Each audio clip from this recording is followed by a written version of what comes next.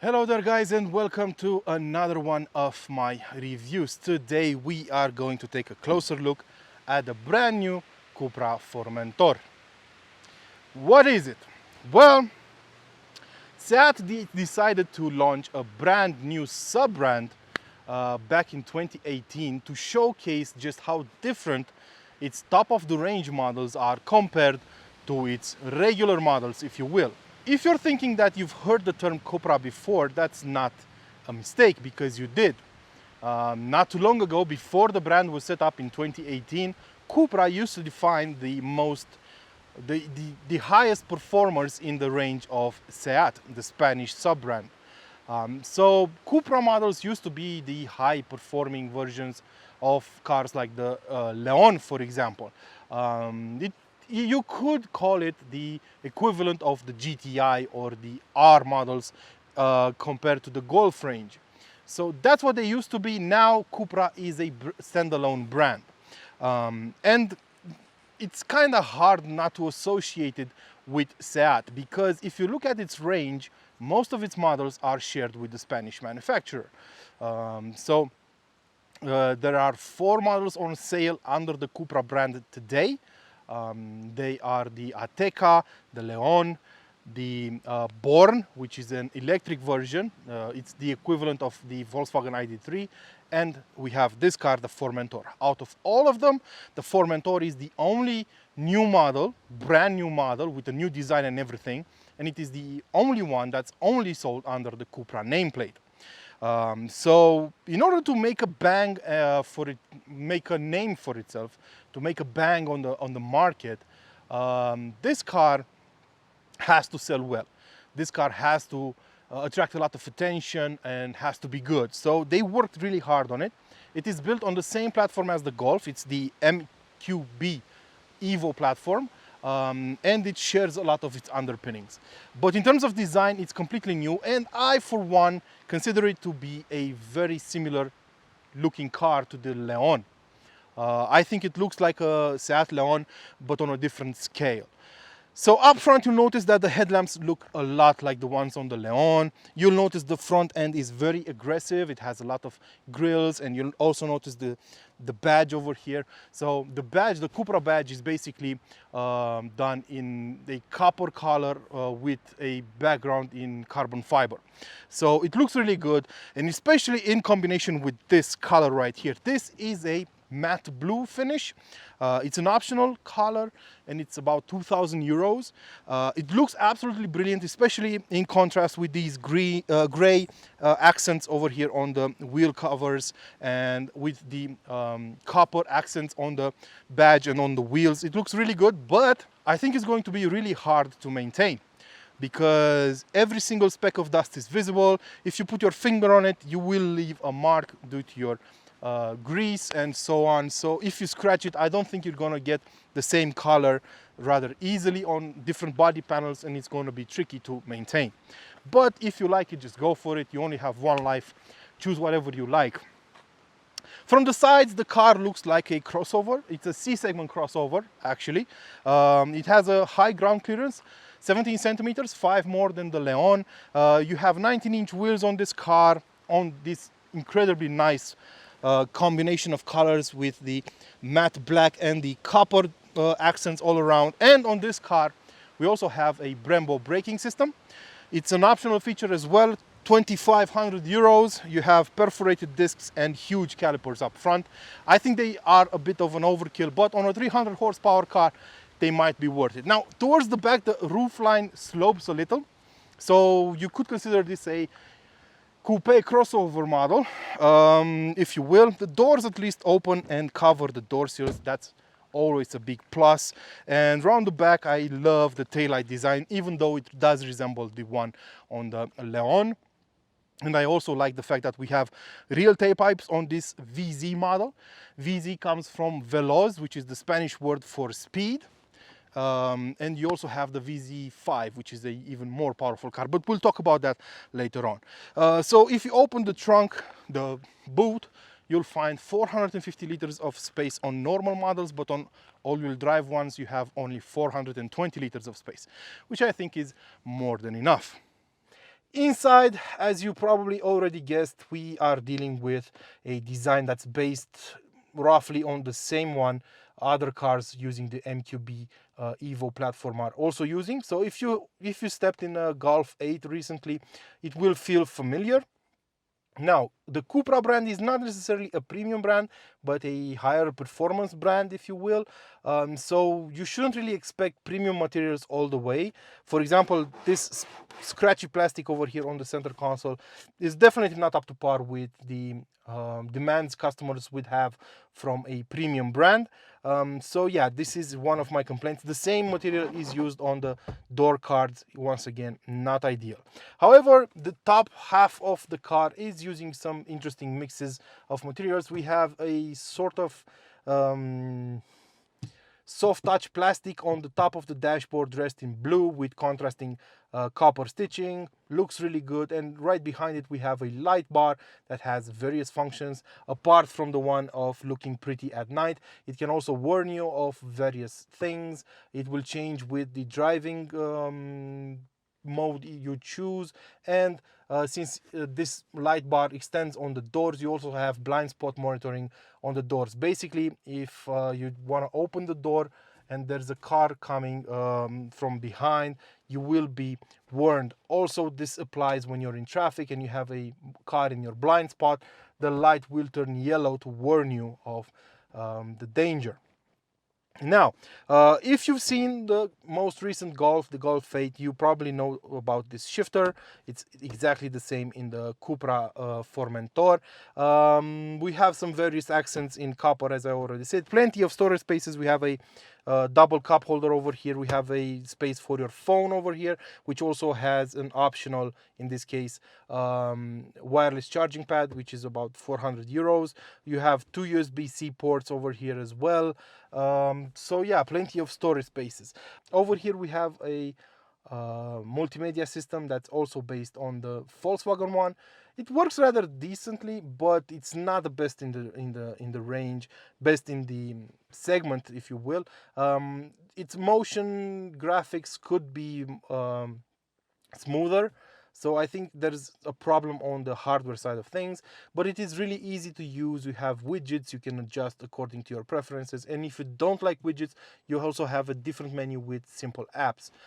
Speaking of apps, you can connect your Android or Apple phone to this car wirelessly, and both of them are displayed on the whole width of the screen, which is 12.3 inches or 13 inches, I don't remember right now. It's big enough anyway. What I don't like is the fact that we have these touch sensitive buttons over here at the bottom of the screen, which are used to adjust the volume and the temperature for the two-zone climate control. They don't really work great all the time. It depends on how greasy your finger is and so on. So I would have preferred buttons, but that's the trend these days. I can't really complain. The steering wheel is also brilliant. It has a flat bottom and it feels really nice to the touch. Great leather all around. Perfect size as well, and I love the fact that we still have physical buttons. And behind the steering wheel you'll find a digital instrument cluster with plenty of themes to choose from and customize the information displayed, so nothing to complain about there.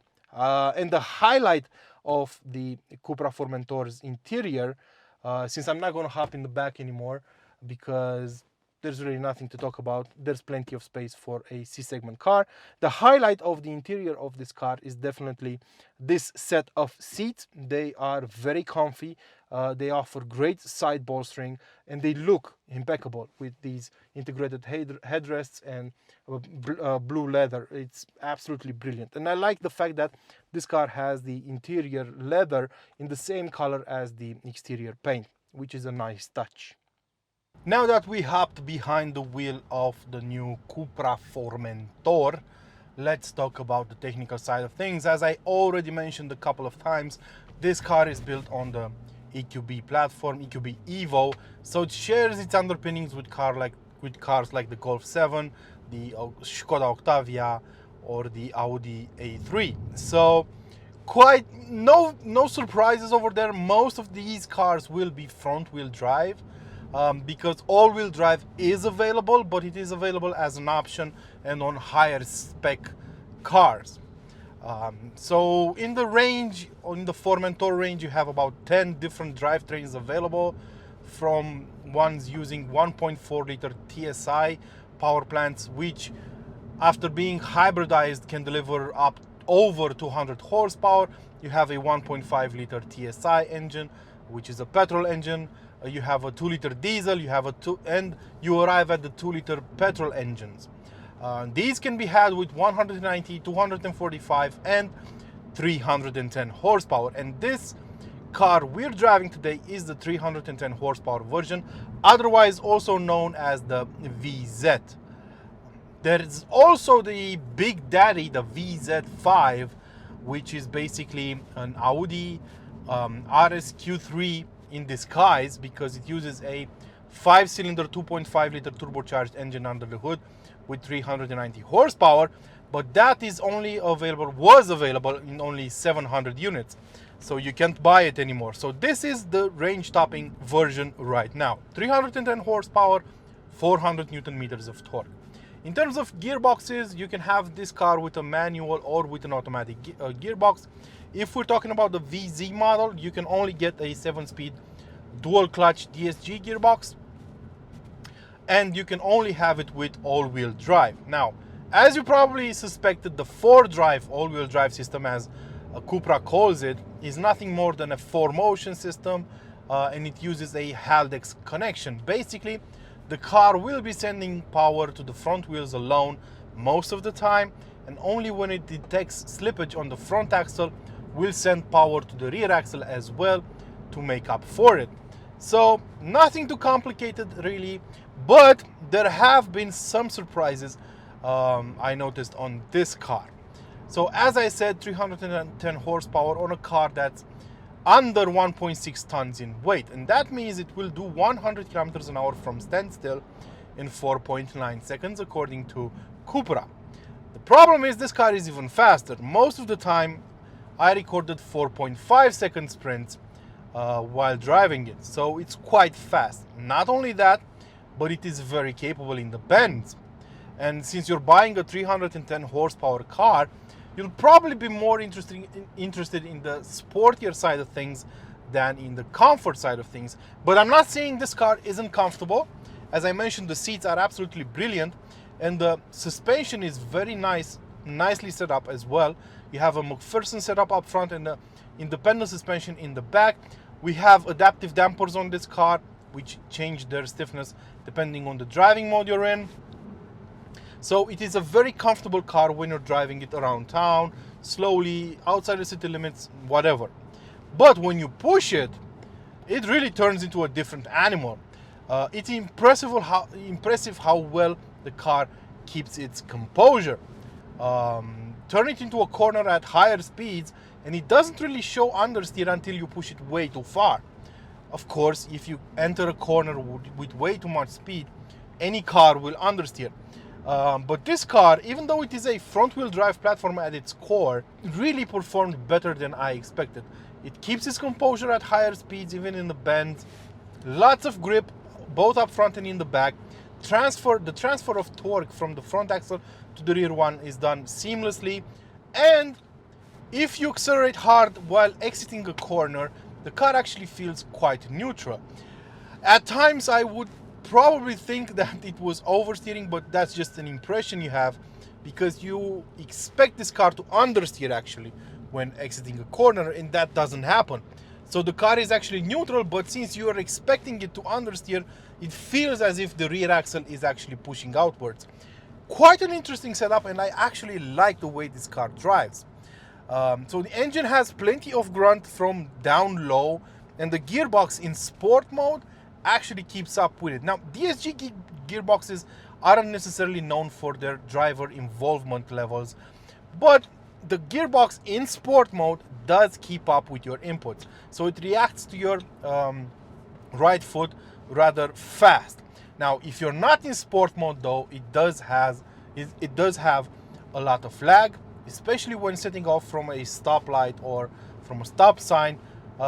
If the start-stop system is actually working, there will be some delay between the moment you press on the gas pedal and the car actually moves, actually shifts into gear and moves. So there will be a noticeable delay over there. Also, when you're in comfort mode and you press on the gas pedal all the way down past the kick point, the kick down point, you'll also feel some delay in the way the car reacts. But as I said, you can fix that by going into sport mode, and the car really delivers.